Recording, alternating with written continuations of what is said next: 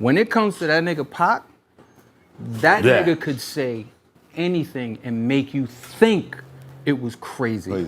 But if you just look at what he said, you'd be like, I let the weed and the Hennessy get to me. Ah, nigga, all right, whatever, B. Like, think about this. Biggie said, the more I smoke, the smaller the Philly gets. That's corny.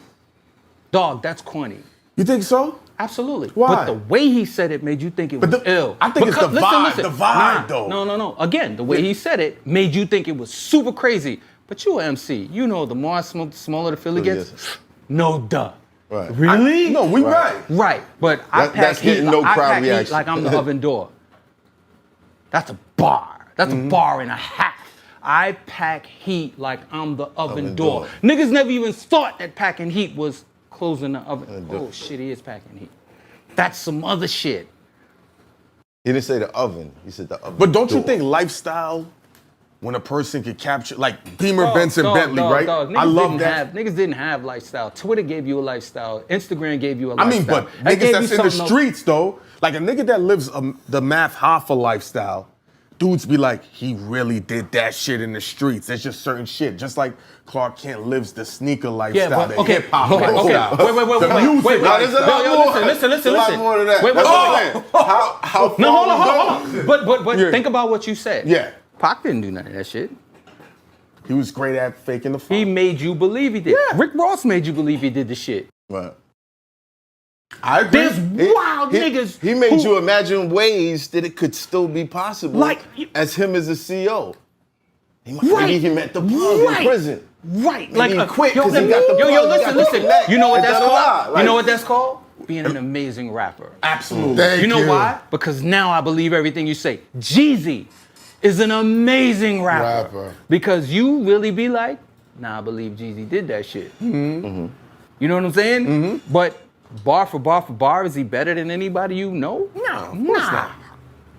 But when you listen, you be nah, I fuck with that nigga. Yes. That's what happens. You be like, I fuck with that nigga. Like niggas fuck with Rick Ross, even though they saw a picture of Officer Ricky.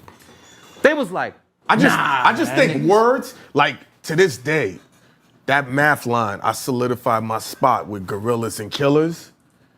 The jail loves him for that. The streets love him for that. The gangs love him for that. He'll never have to say that because it just resonates of the lifestyle of real niggas. That's what the more I smoke, the smaller the Philly kids take. Because if you smoke weed and I agree. But if you don't, you're like, that's bullshit. Yo, like he said that shit and I was in the studio going, my nigga, that was corny. You said that to Big?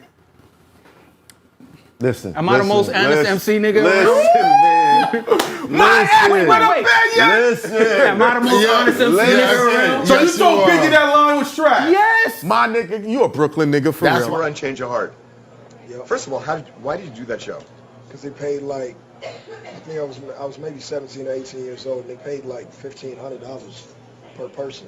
So that was cool to me. I forgot how it worked. So you go on the show. It's actually my company show. Yeah.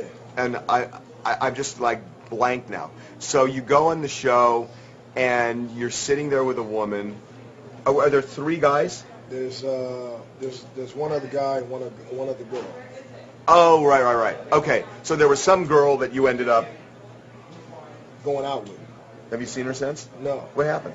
I don't know, man. It was just, it's like all scripted, the whole thing. They go out, they tell you what to say, they're right there on the other side of the camera and all of that. Great. Lights, camera, action. I'm talking lights, camera, action.